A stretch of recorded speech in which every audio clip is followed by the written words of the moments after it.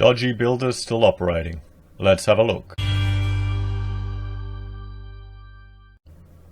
Hello everyone, I'm Florian Heise and welcome to another episode of Heise Says. I'm working through my stein of coffee today when I thought we'd have a look at this article from the ABC. Now this is about a builder who's been suspended in Queensland but is continuing to operate in Victoria. I mean, if it's getting on the news, that's a bit concerning. Now, the reason why I wanted to talk about this is to really emphasize that one of the issues that people are proposing, or one of the solutions to all of the issues in the New South Wales construction industry at the moment, and the triangular fail and just the repeated discovery of building issues from cladding, contaminated land, firewall issues, Opal Tower cracking, everything. There's calls for more and more government regulation, government licensing. Now we're seeing here where we have licensing in one jurisdiction not making a difference on the ability to act in another jurisdiction. Now I'm an architect and I'm registered in Queensland. We've done work in other states, and to work in those other states I had to pay for that state's board, the licensing fees. I think Rachel had it on some other states. We kind of divided up the country depending on the work. Now that's duplication of fees, duplication of paperwork, and it adds up for a business. That's why we only deploy it when we absolutely need to do it. But my point is that a lot of this in some ways is safety theatre. It is kind of what comes in after the issues have occurred. My argument is, with regards to a lot of these construction issues, that we need to look at the procurement methodology. And this video here I asked, did design and construct fail Opal? That's to do with how these buildings are procured. And by procured, I mean how it goes from an idea in the developer's head to a physical building there that people can buy portions. And that is the procurement process going through there. And there are different methodologies, different methods that people do to procure these buildings. Fundamentally, design and construct is where the traditional policemen are now directly underneath the builder, who's taking all responsibility, which sounds really good to the developer, and I can understand why some people like the idea of it. But it means if you're the traditional policeman and you put your hand up and go, Mr. Builder, I'm not happy with that, they can just slap you down. You don't have the authority that you had in the past. So this is where I'm skeptical about the calls for more regulation, more licensing, and more government, particularly when they come from professional bodies and organizations that tend to benefit when any government-imposed regulation or license increases their membership. Maybe I'm just being a cynical bastard and I'm getting more grey hair, but let me know what you think in the comments below, particularly the other professionals. So, let's have a look. Notorious builder Frank Nadeem continues to work in Victoria after being suspended in Queensland. Well, see, this is one way that, in Queensland, let's just jump here. I'll just show you. What do we have? The QBCC. The Queensland Building and Construction Commission has only got 1.9 stars. So it's not doing too well. But here you can do license searches for builders, designers, certifiers, and other members. We've had instances where we've actually tried to make a complaint to the QBCC about a party that was undertaking illegal building work. Now, they didn't care. Unless we had pretty much written, signed evidence saying that they were doing it, they wouldn't bother investigating. So, that's where I've become even more cynical from my own abilities to try and enforce this legislation. Because the thing is, you've got to understand, the other thing this creates is an unfair competitive advantage. So if people obey the rules and pay for the licenses and do all the rubbish that they want you to do, and someone else doesn't, who do you think has the opportunity to make a greater profit or to have lower fees? I'll let you discuss that one below. So, tradies have been warned to steer clear of a Melbourne builder who has had 2 companies barred from operating in Queensland but still remains active in Victoria. Fred Nadeem, who has personally been bankrupt multiple times and is accused of owing subcontractors hundreds of thousands of dollars, is currently the director of several companies, including the Construction Studio Proprietary Limited and Building Projects Australia Proprietary Limited. Both companies were suspended by the Queensland Building and Construction Commission last month as part of an investigation into a luxury apartment development in Port Douglas. So, knowing all of this, would you buy that luxury apartment development in Port Douglas? Would you, want to get a unit on there? Or if you're a tradie or a builder, would you take over a project like this? I remember we were working on one job down the Gold Coast, the shopping centre, and the builder went bust in this whole development. And in the, in the office there for the building administrator, they had all these pipes that they'd found which had been full of concrete because people were sabotaging the building because they hadn't gotten paid.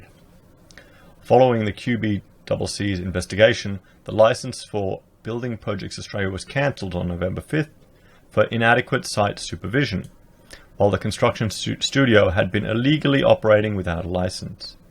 QBCC described Mr. Nadeem as notorious and dodgy and warned subbies and suppliers to exercise caution when dealing with him as it investigates claims of non-payment.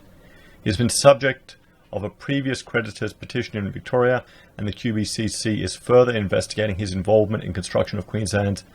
QBCC Commissioner Brett Bassett said, "Despite those warnings, Mr. Nadeem continues to hold a domestic and commercial building license with the Victorian Building Authority, and his companies remain involved in a number of projects in his home state. The VBA has confirmed the sanctions against Mr. Nadeem in Queensland are unlikely to have any bearing on his Victorian licence." An association representing subcontractors said that was not good enough. "Every job he's associated with in Australia should be shut down," Subbies United John Goddard said. "You only have to Google his name to see that he's had multiple companies liquidated," he said. Well, see, that's the thing. It's not like it's hard to get access to this information anymore. So every subby should be doing a check. Okay, the accountants, the business coaches, even, the HIA, who are training these subbies, should be telling them to do a simple check on these people that you work for or get paid up front, which ain't going to happen. But the problem is when you get hungry, when you got to keep the boys on the tools, when you got to keep the machine rolling, sometimes you'll just, hope for the best. You'll, it'll be okay. It'll be okay. I need that job. I need it to come in. And that's the trap. That's the trap. I've been in that situation myself where I've had to take on work that, less glamorous projects, things I wouldn't want to work on, but I've had to keep it to keep the machine running. Keep the machine running. And when people pay you late, 60 days, 90 days, 180 days, it's frustrating. And it's something a lot of people have absolutely no comprehension of. If you haven't been in the game, if you haven't been running a small business, some people would not actually appreciate it. They couldn't understand. And it's stressful. It's probably why I've gone grey so quick. And, I actually had blonde hair at one stage. Although I was probably balding in high school, but that's beside the point. So companies claims it was not paid in 5 months. Rob Hart is an electrician based in Port Douglas in Queensland who is taking legal action against Mr. Nadeem and Chido Corporation, claiming he is owed $60,000 for unpaid work and materials supplied. "I truly don't understand how the building industry at this point right now can still allow people like that," Mr. Hart said. Austin Sexton, who runs a scaffolding business, claimed Mr. Nadeem owed him more than $30,000 for work completed on the Port Douglas site, a sum that was eventually paid by the developer. "This can really destroy people's lives," he said. "Can you afford not to be paid for 5 months? Yeah. I know what it's like. It's tough, guys. Share in the comments your experiences with not getting paid on time. Just to, let some of the people who haven't been in this industry appreciate how frustrating it can be. Mr. Nadeem was signed up to work on the Port Douglas site by the developer Chido Corporation. The two parties have worked together on a number of projects in Victoria. He refused to comment due to the legal dispute with Chido, other than to say he is not responsible for any non-payment of suppliers and subcontractors at the Port Douglas development. Well, is he the builder or not? So maybe it's more complicated than we're being presented with. If the developer is paying subbies directly, something's gone wrong. Or if the developer has hired the subbies directly to work in conjunction with the builder, that's a bloody mess as well. And some people will do that to try and save costs. But in those regards, I feel sorry for the builder because they've got all responsibility and not all control. It can get really bloody messy. He said he's also planning an appeal against the QBCC's decision. Chiodo Corporation said it dealt with Mr. Nadeem through another of his companies, Meriam Proprietary Limited, and had no involvement with the construction studio, which is understood to be the entity Mr. Nadeem used to engage subcontractors. We as a company, Chiodo, do not approve of this contract and have taken action to ensure that this does not occur again on our projects, Director Paul Chiodo said. The Chiodo Corporation said it has terminated contracts with Mr. Nadeem's companies on several projects, but he remained involved in the construction of an apartment complex in Mooney Ponds. Well, so this sounds like a complete mess, and we're only getting portions of the story from all sides. In the end, it's the subbies that can get left behind, particularly if there's a conflict between the builder and the developer. The subbies are doing the work. They're fronting up the money and materials, so they can get screwed over. You know, if these two are fighting. And I've seen it on other jobs that have happened around the place that have got mates who are subbies that we're working on. It's not nice, guys. And remember, paid when paid is BS. That's actually illegal. They can't do that to you. If they say paid when paid, it's not legal, guys. It's not legal. So, no communication. It's not the first time Mr. Nadeem has faced scrutiny for his business methods. In 2017, a group of subcontractors in Ballarat claimed Mr. Nadeem owed them hundreds of thousands of dollars for work on a service station. Chris McLean, who installed the field system, claimed he is owed $137,000 and said it was ridiculous that Mr. Nadeem can operate on multiple states with his track record. There is no communication, no continuity between the states. He said, well, yeah, there isn't. There is not. It just shows you. It just shows you having all this government regulation and perceived safety and management doesn't make any difference, does it? Look at these people that are all copping hundreds of grands, apparently. It's not, you know.